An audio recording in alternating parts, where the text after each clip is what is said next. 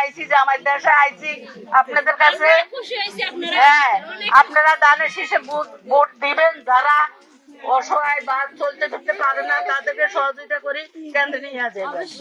হ্যাঁ, ঠিক আছে। আল্লাহ হাফেজ। বিয়ের দেশে আইছি, জামাই দেশে আইছি আপনাদের কাছে। হ্যাঁ, গর্ব দেশ সবার আগে।